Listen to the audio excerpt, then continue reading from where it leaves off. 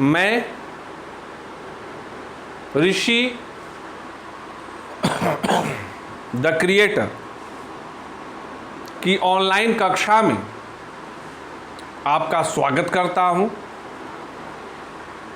आज की तारीख कितनी?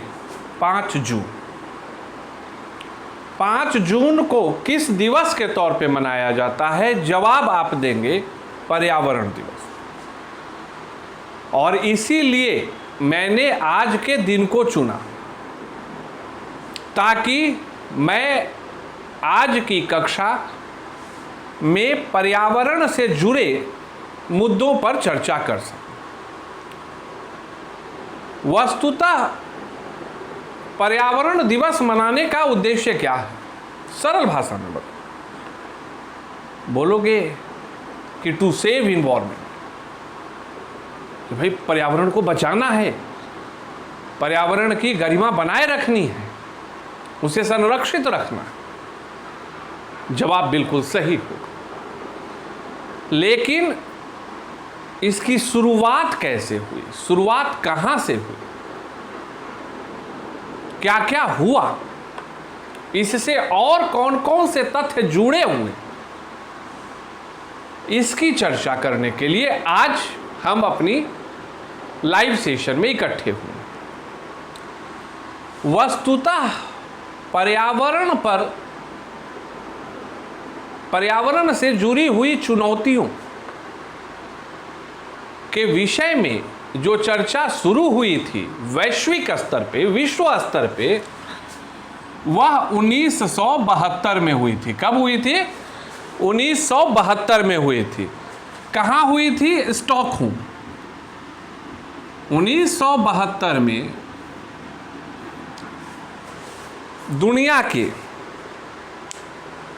कुछ राष्ट्र स्टॉकहोम में इकट्ठा होते हैं और पर्यावरण संबंधी मुद्दों पर पहली बार चर्चा होती है। इत्तेफाक से 1972 के बाद 20 वर्षों के बाद, कितने वर्षों के बाद? 20 वर्ष के बाद 1992 में पृथ्वी शिखर सम्मेलन होता है। पृथ्वी शिखर सम्मेलन होता है। इसका आयोजन कहाँ हुआ? Rio de Janeiro, Brazil. Rio de Janeiro में होता है। 1972 में हुई पहली चर्चा के बाद 20 वर्षों के बाद पर्यावरण संबंधी मुद्दों को लेकर 1992 में रियो डी जेनेरियो, ब्राजील, वहां पर लोग पुनः इकट्ठे होते। उद्देश्य बिल्कुल सरल था। पृथ्वी शिखर सम्मेलन, जिसे कि रियो सम्मेलन के भी नाम से जाना जाता है, उसका उद्देश्य बिल्कुल ही स्पष्ट था कि पर्यावरण संरक्षण हेतु, क्या था दृष्टिकोण? कि पर्यावरण संरक्षण हेतु एक साझा दृष्टिकोण विकसित करना है और उसको क्रियान्वित करना है। चीजें सरल नहीं थी, चुनौती बड़ी थी। 1992 में जो रियो डी जेनेरो सम्मेलन, पृथ्वी शिखर सम्मेलन हुआ, उसका लाभ क्या मिलता है कि 1994 में इसी के फलस्वरूप, चीजों को क्रमवार समझना, 1994 में यूएनएफसीसी का गठन होता है। यूएनएफसीसी का गठन होता है। इसका फुल फॉर्म क्या था? United nation for climate, United nation for climate change. इस फोरम का गठन किया गया। यह प्रयास किसके द्वारा था? संयुक्त राष्ट्र संघ के द्वारा। यह प्रयास किसके द्वारा था? संयुक्त राष्ट्र संघ के द्वारा, जिसका फल मिलता है 1995 में, जब COP का गठन होता है। COP, सीओपी का मतलब क्या हुआ? Conference of parties. Conference of parties. चीजों को समझिए। 92 में जो पृथ्वी शिखर सम्मेलन हुआ, उसके फल स्वरूप 1994 में यूएनएफसीसी का गठन होता है, United nation for climate change, जिसके फलस्वरूप जो उस वक्त के तत्कालीन राष्ट्र थे जो इससे जुड़े, उन्होंने सीओपी, कॉन्फ्रेंस ऑफ पार्टीज नाम की एक संगठन बना लिया। और इस सीओपी के गठन के बाद आज जो भी आप पढ़ते होंगे वो आप जरूर सुनिएगा पर्यावरण सम्मेलन में कि सीओपी 21, 22, 23, 24, 25, 26, जिसमें कि आगे चल के चर्चा होगी कि सीओपी की बैठक 2020 में होने वाली थी। मैं क्रमवार चर्चा करूंगा, लेकिन किसी कारणवश सीओपी 26 की बैठक नहीं हो पाई कोरोना के वश। इसकी चर्चा प्रक्रिया में आगे आएगी। और इस सीओपी का जो गठन हुआ, उसका पहला बैठक 1995 में ही हुआ, जिसे सीओपी 1 की संज्ञा दी गई। इसको क्या दिया गया? सीओपी 1। और यह बैठक कहाँ हुई? बर्लिन में। यह बैठक कहाँ हुई? बर्लिन। बर्लिन कहाँ है? जर्मनी में। मतलब 92 का जो सोच था, 95 में बैठक होती है, जिसे सीओपी 1 कहा जाता है। कहाँ होती है? जर्मनी के बर्लिन में होती सीओपी की पहली बैठक। उसी प्रकार से सीओपी दूसरी बैठक 96 में होती है। और सीओपी 3 की बैठक कब होती है? 1997। 95, 96 सीओपी 2 और 1997 सीओपी 3। इसी सीओपी 3 को 1997 में जो हुआ, इसको क्योटो प्रोटोकॉल कहा जाता है। इसको क्या कहा जाता है? Kyoto protocol. जो बैठक, जो सोच 1972 से शुरू हुई, 1992 में पृथ्वी शिखर सम्मेलन, जिसे रियो सम्मेलन के नाम से जाना जाता है, 20 वर्षों के बाद गंभीर तौर पर दोबारा हुई। परिणाम 1994 में United nation for climate change का गठन, 95 में सीओपी का गठन और पहली बैठक बर्लिन में, दूसरी 96 और तीसरा 1997 में। और यह तीसरी बैठक थी। मूलतः आज मैं इसी पर चर्चा करूँगा। यह 2 भाग में इसकी पूरी चर्चा होगी। पहले भाग में हम इसको क्योटो प्रोटोकॉल को लेकर चलेंगे और दूसरे भाग में हम पेरिस जलवायु संधि को लेकर चलेंगे। जब आप बातों को सुनकर समझना शुरू करेंगे तो फिर चर्चा के दौरान आप इस चीज़ को समझ पाएंगे कि क्योटो प्रोटोकॉल के बाद पेरिस जलवायु संधि क्यों हुई, क्या लाभ है, दोनों में क्या अंतर है, इन सभी चीज़ों पर चर्चा होगी। फिलहाल हम चर्चा किस पर करने जा रहे हैं? तो फिलहाल हम चर्चा करने जा रहे हैं क्योटो प्रोटोकॉल पर। सबसे बड़ा चीज जानते हो क्या है? सबसे बड़ा चीज है कि यह जो क्योटो प्रोटोकॉल है, पहली बात तुम्हारे दिमाग में यह आनी चाहिए थी कि सीओपी 3 का नाम क्योटो प्रोटोकॉल क्यों दिया गया। क्योटो प्रोटोकॉल इसलिए दिया गया चूंकि यह जो सीओपी की तीसरी बैठक हुई थी, यह कहाँ हुई थी? यह हुई थी जापान के एक शहर क्योटो में, और उसी के कारण इसका नाम क्योटो प्रोटोकॉल दिया गया। वस्तुतः जो यह शुरुआत हुई, उस शुरुआत के तहत पहले जो था एक कन्वेंशन था। कन्वेंशन मतलब एक सोच, कन्वेंशन मतलब एक सुझाव। लेकिन यह जो सफ़र 1992 से शुरू हुआ, यह जो सफ़र 1992 से शुरू हुआ, वह मूलतः जो था वह एक विचार था कि हमें ऐसा करना चाहिए, हमें ऐसा करना चाहिए।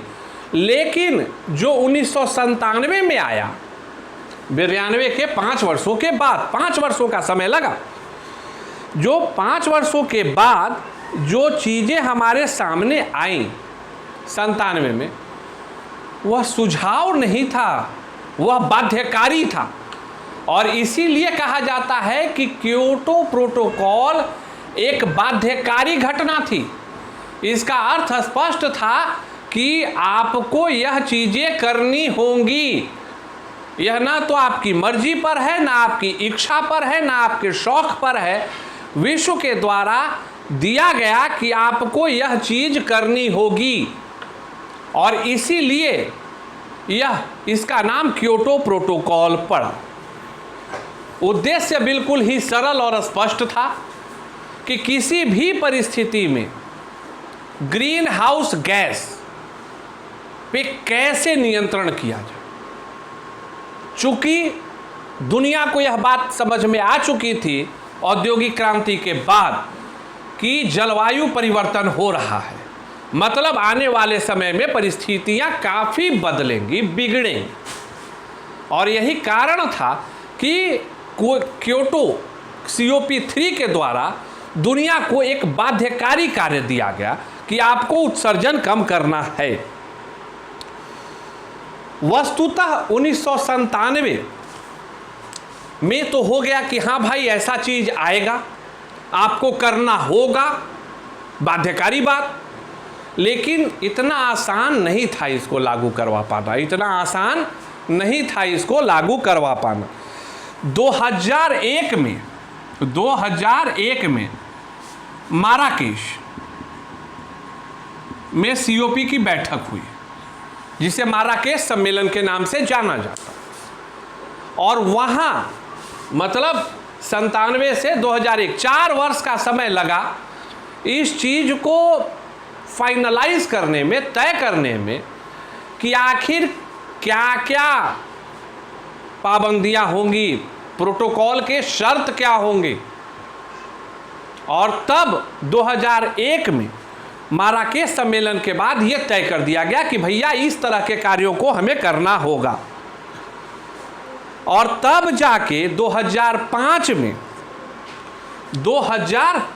में क्योटो प्रोटोकॉल COP3, लेकिन यह पूर्ण अस्तित्व में कब आया? 2005 में। 2005 में जाकर क्योटो प्रोटोकॉल जो है वह पूर्ण रूप से अस्तित्व में आया। बहुत सरल बात, सरल तरीका से समझा रहे हैं। एक ब्रशअप भी क्योटो प्रोटोकॉल के लिए करें कि एक बार में आपके दिमाग में आ जाए कि क्योटो प्रोटोकॉल क्या है। भैया ये संघ लोक सेवा आयोग, राज्य लोक सेवा आयोग और बाकी परीक्षाओं में तो पर्यावरण EVS वगैरह में जो होता है सब में आपको जानना चाहिए। अब ये नहीं जानेंगे तो हम EVS के टीचर क्यों बनेंगे। इसमें मूलतः 2 स्लैब बनाया गया। क्या बनाया गया? 2 स्लैब बनाया गया। मोटिव बिल्कुल क्लियर, ग्रीन हाउस गैस के उत्सर्जन में कमी, ग्रीन हाउस गैस के उत्सर्जन में कमी, मोटिव बिल्कुल स्पष्ट। 2 सेगमेंट में इसको बनाया गया। क्योटो प्रोटोकॉल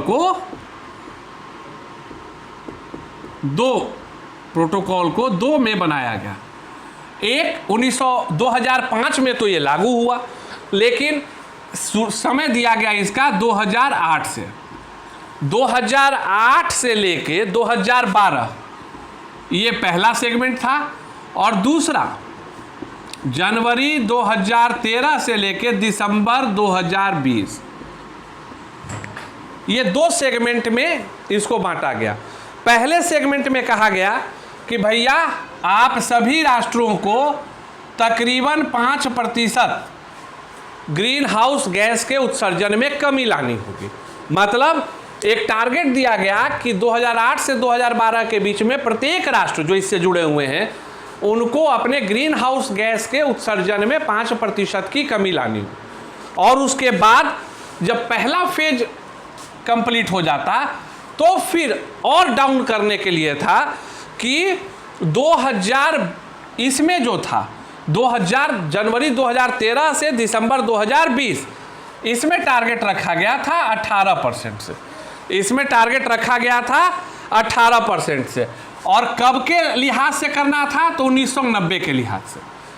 टारगेट दिया किसके लिहाज से गया था? 1990 के लिहाज से कि आपको इतना कम करना है।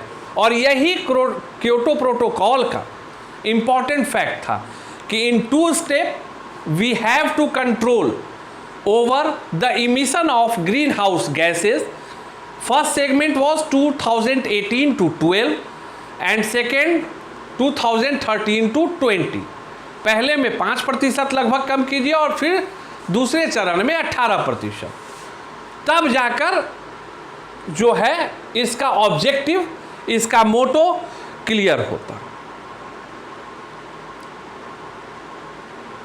चीजें तो बड़ी अच्छी थी लेकिन इसका साथ नहीं मिला। और वस्तुतः 2020 के बाद क्योटो प्रोटोकॉल को बढ़ाने की कहीं कोई चर्चा नहीं थी। और इसीलिए इस बीच में 2015 में पेरिस जलवायु संधि की गई कि भाई जब 2020 में क्योटो प्रोटोकॉल खत्म होगा तो जो 2015 में पेरिस जलवायु संधि हुई है फिर वह क्रियान्वित हो जाएगी और नए तरीके से पर्यावरण संरक्षण पर काम होता रहेगा। लेकिन आप इस बात को जानिए कि क्योटो प्रोटोकॉल अपने मकसद को पूरा करने में नाकाम रहा। कारण जो विकसित राष्ट्र थे उनका पूरा सहयोग नहीं मिला। इनफैक्ट आपको जानकारी होनी चाहिए कि कनाडा इस संगठन से भी बाहर निकल गया। एक तो सारे देश जुड़े नहीं, और कनाडा जैसा जो औद्योगिक उत्पादन करने वाला राष्ट्र है वो इस संधि को मानने से बाहर हो गया कि नहीं भाई, ये बड़ा ही विभेदनकारी हानिकारक सौदा है, यह हमारे लिए लाभदायक नहीं। और इसी को बैकअप देने के लिए 2015 में पेरिस जलवायु संधि हुई थी। अब इस बात से तो हम पूर्णतः ताल्लुकात रखते हैं कि हाँ, दुनिया के लिए चुनौतियां हैं। इस बात से भी आप ताल्लुकात रखिएगा कि 2020 इतना महत्वपूर्ण साल था कि जो कॉन्फ्रेंस ऑफ पार्टीज़ की बैठक होती, 26वीं बैठक COP26, जो कहाँ होना था? ग्लासगो में, इंग्लैंड, वो कोविड के कारण कैंसिल हो गई है। और अब संभावना है कि 1 से 12 नवंबर 2021 में फिर से यह ग्लासगो UK में होगी। और यह बैठक महत्वपूर्ण इसलिए होगी चूँकि इसमें यह क्योटो प्रोटोकॉल का आखिरी बैठक है। इसमें विश्व के राष्ट्रों के द्वारा, चूँकि अब जो है काफ़ी राष्ट्र COP में जुड़ गए हैं, अधिकांश राष्ट्र जुड़े हुए हैं, इसकी चर्चा भी अगले सेशन में होगी। तो इस बैठक में यह समझा जाएगा कि क्योटो प्रोटोकॉल से हमें कितना लाभ हुआ या कहाँ कहाँ हम चूके। हाँ, इतना जरूर है जागरूकता आई, इतना जरूर है कि पूर्ण अगर न कहा जाए कि पूर्णतः सफल नहीं हुआ, तो यह भी नहीं कहा जाएगा कि क्योटो प्रोटोकॉल पूर्णतः असफल हुआ। इसका मतलब स्पष्ट है, आंशिक सफलता मिली है। फिर अगली कक्षा में हम पेरिस जलवायु संधि पर चर्चा करेंगे, अमेरिका की एक्टिविटीज़ पर चर्चा करेंगे, the difference between Kyoto protocol and Paris जलवायु संधि, उस पर चर्चा करेंगे। इन सभी चीज़ों पर चर्चा होगी। जाते जाते एक महत्वपूर्ण सवाल, ग्रीन हाउस गैस के उत्सर्जन में कमी लाना है, ग्रीन हाउस गैस के उत्सर्जन में कमी लाना है। ग्रीन हाउस गैस में कौन कौन गैस है? क्या है? कोई गैस है क्या ग्रीन हाउस गैस? मैं दावे के साथ बोलता हूं कि आदमी कंफ्यूज हो जाएगा और जो कुछ जानेगा वह एक गैस का नाम ले लेगा, क्लोरोफ्लोरोकार्बन, कि सर क्लोरो CFC जो है ना ग्रीन हाउस गैस है। तो क्या सिर्फ CFC ग्रीन हाउस गैस है? तो नहीं। आपको याद रखना है कि जो ग्रीन हाउस गैस है, ग्रीन हाउस गैस है, यह कार्बन डाइऑक्साइड है, मीथेन है, क्लोरोफ्लोरोकार्बन है, हाइड्रोफ्लोरोकार्बन है, नाइट्रस ऑक्साइड है। मतलब याद रखना है कि carbon dioxide, methane, chlorofluorocarbon, hydrofluorocarbon, nitrous oxide, इन सभी गैसों को प्रमुखतः ग्रीन हाउस गैस कहा जाता है, जो पर्यावरण को हानि पहुंचाने के लिए सर्वाधिक जिम्मेदार समझे जाते हैं। तो आज की कक्षा में इतना ही। हम फिर कल चर्चा करेंगे पेरिस जलवायु संधि और उसके साथ क्योटो प्रोटोकॉल और पेरिस जलवायु संधि के मूल अंतर की। तब तक लगे रहिए, पढ़ते रहिए, बढ़ते रहिए। जय हिंद।